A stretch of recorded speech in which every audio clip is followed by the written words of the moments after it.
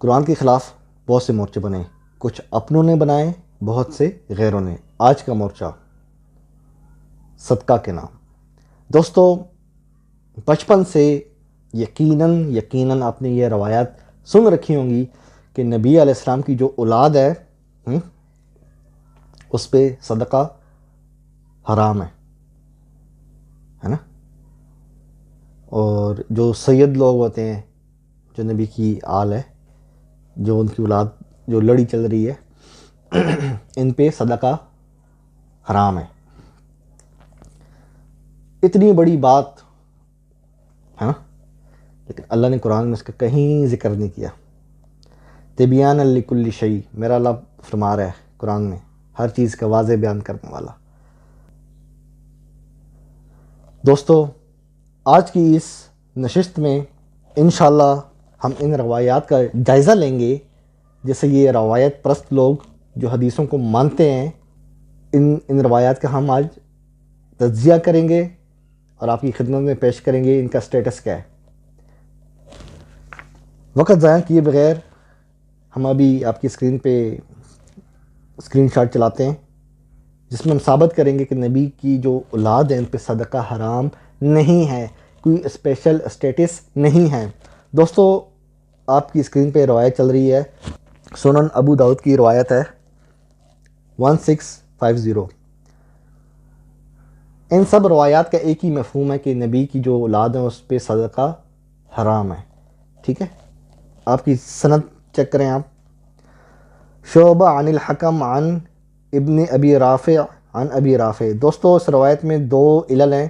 پہلا علل یہ کہ حکم راوی جو ہے یہ مدلس ہے، یعنی صیغہ عن سے روایت کر رہا ہے، اور دوسرا علل یہ ہے کہ ابن ابی رافع مستور راوی ہے۔ مستور راوی کسے کہتے ہیں؟ مستور راوی اس راوی کو کہتے ہیں کہ جس کے معاصرین ہم زمانہ اس کی توثیق نہ کرتے ہوں۔ ہم زمانہ کسے کہتے ہیں؟ میں آپ کا ہم زمانہ ہوں، آپ میرے ہم زمانہ ہیں، میں بول رہا ہوں، آپ مجھے سن رہے ہیں نا، دیکھ رہے ہیں، ہم زمانہ ہے نا، اسے کہتے ہیں معاصر، ہم زمانہ۔ یہ جو محدثین جو ہیں، جو متاخرین ہیں، جو بعد میں آتے ہیں، یہ بعض تابعین کی توثیق کرتے ہیں، جی فلانا تابعی سے کہا ہے، فلانا تبع تابعی سے کہا ہے، حالانکہ یہ اس زمانے کے ہوتے نہیں ہیں۔ قرآن کے مطابق اس بندے پر مستور کا حکم لگے گا، یعنی جس کے حالات چھپے ہوئے ہوں، کیونکہ جو اللہ پاک نے ہمیں سورہ حجرات آیت نمبر 6 میں جو ایک طریقہ کار بتایا ہے نا، یا ایھا الذین آمنوا ان جاءکم فاسق بنبأ فتبینوا، اگر تمہارے پاس آئے کوئی فاسق خبر لے کے تو تحقیق کرو۔ آئے کس کے لیے کہتے ہیں؟ مستقبل کے لیے نہیں، ماضی کے لیے نہیں، حال کے لیے، پریزنٹ کے لیے۔ آئے تمہارے پاس، آئے تمہارے پاس، یعنی اس تمہارے زمانے میں۔ تو قرآن کے مطابق جرح اور تعدیل صرف اور صرف معاصر ہم زمانہ کے لیے جائے گی۔ تو یہ اس روایت پہ کاٹا لگے گا، ابن ابی رافع مستور اور حکم مدلس ہے۔ دوستو، اگلی روایت آپ کی اسکرین پہ چل رہی ہے 2491 مسلم۔ نبی علیہ السلام مال کے بارے میں جب پوچھتے، اگر یہ کہا جاتا کہ تحفہ ہے تو اسے کھا لیتے، اور اگر کہا جاتا کہ صدقہ ہے تو آپ نہیں کھاتے۔ دوستو، یہ روایت ضعیف ہے، کیونکہ ابو ہریرہ سے جو راوی اس کو نقل کر رہا ہے، محمد بن زیاد، وہ بھی مستور ہے، یعنی معاصرین ہم زمانے میں سے کسی نے اس کو سکھا نہیں کہا۔ جو متاخرین ہیں، یعنی جو بعد والے ہیں، جو اس کی وفات کے بعد پیدا ہوئے ہیں، ان کا توثیق کرنا مردود ہے۔ اب یہ ایسی، جس طرح میں بولوں علامہ اقبال کے والد صاحب، وہ ان کا حافظہ کمزور تھا، تو آپ مجھ سے پہلا سوال آپ مجھ سے یہ کریں گے کہ ابو جعفر تونلی صاحب، آپ تو اس زمانے میں تھے ہی نہیں، آپ تو علامہ اقبال کے زمانے میں تھے ہی نہیں، تو آپ کس طرح کہہ رہے ہیں کہ ان کے والد کا حافظہ کمزور تھا؟ سمجھ رہے ہیں نا آپ؟ یہی اصول یہاں بھی ہے۔ یہ جو لوگ بھی سکہ کہہ رہے ہیں نا، امام نسائی، امام احمد بن حنبل، یہ تو تابعین کے زمانے میں تھے ہی نہیں، ان کی یہ تعریف کرنا اس حساب سے مردود ہے۔ اگلی روایت صحیح البخاری 2577، اس کا بھی لگ بھگ وہی متن ہے۔ شعبہ عن قتادہ عن انس، قتادہ راوی مدلس ہے، اور یہ جو لوگ کہتے ہیں نا کہ شعبہ اگر قتادہ سے کوئی روایت کرے تو اسے سما پہ محمول کیا جائے گا، تو اس پہ بھی محدثین ہی کی جرح ہے کہ شعبہ بعض ضعیف روایات قتادہ کے ترک سے نقل کرتا رہا ہے۔ دوستو اگلی روایت آپ کی اسکرین پہ 2478 روایت صحیح مسلم کی۔ آپ کو ایک کھجور ملی نبی علیہ السلام کو، آپ نے کہا میں اسے کھاتا اگر خیال نہ ہوتا یہ صدقہ والی ہے۔ یہ روایت بھی ضعیف ہے کیونکہ اس کی سند میں سفیان مدلس راوی ہے۔ اگلی روایت صحیح البخاری کی 2481 آل محمد کے لیے صدقہ روا نہیں، یہ تو لوگوں کے مال کا میل کچیل ہے۔ دوستو یہ روایت بھی ضعیف ہے۔ ابن شہاب الزہری مدلس راوی ہے، صیغہ عن سے روایت کر رہا ہے۔ دوستو اس سے جو اگلی روایت ہے وہ ہے صحیح البخاری کی۔ اچھا یہ جو روایت ہم نے ابھی نقل کی ہے نا ابن شہاب الزہری والی، اس میں عبداللہ بن نوفل حارث متوفی 84 ہجری، یہ بھی مستور راوی ہے، اس کو بھی کسی معاصر ہم زمانہ نے ثقہ قرار نہیں دیا۔ دوستو صحیح البخاری 3072 حسن بن علی رضی اللہ عنہ کے منہ سے نبی علیہ السلام نے کھجور نکالی اور کہا ہم صدقہ نہیں کھاتے، یہ روایت بھی ضعیف ہے۔ کیوں؟ وہی راوی محمد بن زیاد جس کا ہم نے ذکر کیا ہے وہ مستور راوی ہے۔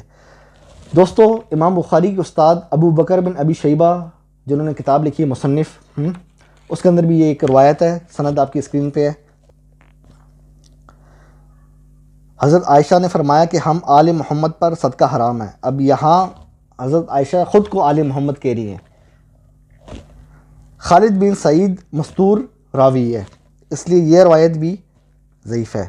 دوستو خلاصہ کلام یہ کہ آپ جب کسی پر صدقہ کرتے ہیں نا آپ، تو وہ اس شخص پر احسان ہوتا آپ کا، ہے نا۔ تو نبی علیہ السلام کو اللہ نے کسی کا محتاج نہیں بنایا تھا کہ آپ کسی کے مال کی طرف دیکھتے کہ کوئی ہمیں دے، نہیں۔ اللہ نے قرآن میں کیا فرمایا ہے؟ وَوَجَدَكَ عَائِلًا فَأَغْنَىٰ، اور ہم نے آپ کو حاجت مند پایا پھر غنی کر دیا، فَأَغْنَىٰ، اور آپ کہتے نہیں اغنا نہیں کیا، نبی کو مال کی ضرورت رہتی تھی، کبھی کھجور کے لیے کبھی کس چیز کے لیے۔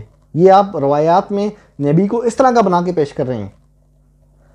خود صحیح البخاری کے اندر روایت ہے کہ نعوذ باللہ نبی علیہ السلام کی وفات ہوئی تو آپ اتنے غریب تھے کہ ایک یہودی کے پاس آپ کی جو ذرہ ہوتی ہے، جس طرح آج کے ہم کیا کہیں بلٹ پروف جیکٹ، جو آج کی اس زمانے میں جو ذرہ تھی آپ کی، وہ اس کے پاس گروی تھی، یعنی آپ نے اپنی ایک چیز اس کے پاس گروی رکھوائی کہ آپ مجھے قرض دو، میں جب آپ کو واپس قرض لوٹاؤں گا تو آپ مجھے میری چیز دے دینا۔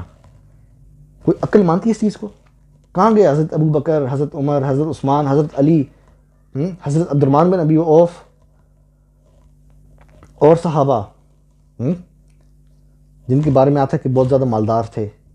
کیا نبی علیہ السلام اپنے اصحاب سے پیسے لینے، وہ کوئی بھی چیز پیسے لینے کے بجائے ایک یہودی کے محتاج ہو جائیں گے؟ ہر روایت کے اندر نبی علیہ السلام کو چھوٹا کر کے کم کر کے پیش کیا گیا۔ کوئی اسپیشل اسٹیٹس سید حضرات کا نہیں ہے۔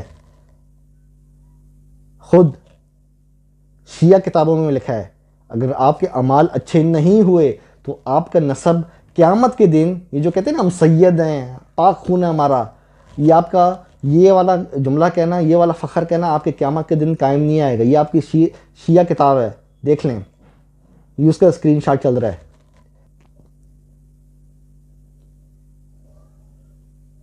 تو قرآن میں اللہ پاک نے فرمایا ہے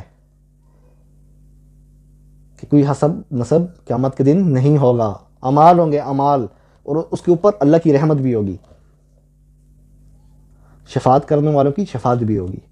اس لیے یہ چیز ذہن سے نکال دیں کہ ہم لوگ سید ہیں، تو ہم پہ یہ چیزیں حرام ہیں اور ہمارا اسپیشل اسٹیٹس ہے۔ کوئی اسپیشل اسٹیٹس نہیں ہے۔ روایات کا آپریشن میں نے کر دیا ہے، ایک بھی روایت صحیح نہیں، ایک بھی، آدھی تو چھوڑو۔ اور یہ آپ کے جو مولوی آ کے بیٹھیں گے یہ کہیں گے جی فلانی روایت ہے، جی فلانی روایت ہے۔ قرآن کے اعتبار سے خود شیعہ حضرات کی اصولی کافی اسکرین شاٹ آپ کے اس پہ چل رہا ہے اسکرین پہ، شیعوں کی جو سب سے بڑی کتاب ہے نا شیعوں کی سب سے بڑی کتاب اصول کافی، اس کے مطابق جو روایات ہے نا اس کو قرآن کے آگے پیش کیا جائے گا. قرآن میزان ہے، قرآن اینٹی وائرس ہے، وائرسز کو ختم کر دے جڑ سے، ہے نا. یہ چیز قرآن میں تو نہیں ہے. اور جن احادیث میں تھا ان کا آپ کے سامنے جو ان کا اسٹیٹس تھا آپ کے سامنے پیش کر دیا. قرآن کے مطابق معاصر ہم زمانہ ہونا ضروری ہے. ان جاءکم، تمہارے پاس آئے کوئی فاسق خبر لے کے، تمہارے پاس آئے یعنی معاصر ہونا چاہیے، ہم زمانہ ہونا چاہیے. تو تحقیق کرو. معلوم ہوا تحقیق کرنے کے لیے معاصر ہم زمانہ ہونا ضروری ہے. یہ نہیں امام نسائی یا امام بخاری یا کوئی بھی امام وہ کسی راوی کے فوت ہونے کے 50 سال بعد پیدا ہوتا ہے اور کہتا ہے جی فلانا راوی سے کہا تھا، فلانا راوی سے کہا تھا، فلانا راوی یعنی سچا تھا. بھائی کیسے سچا تھا؟ آپ تو زمانے میں تھے ہی نہیں. یہ تو قرآن کی اس آیت سے بالکل ٹکرا رہی ہے آپ کی جو آپ توثیق تعریف کرتے ہو. یہ حال ہے ان روایات کا. مستور راوی ہیں، مدلس راوی ہیں، اس لیے اس تمام روایات پہ کانٹا لگے گا. باقی جتنے بھی بریلوی، اہل حدیث، شیعہ، دیوبندی، یہ سب ہمارے بھائی ہیں. ان سب کو ہم واپس قرآن کی طرف لے کے جانا چاہ رہے ہیں.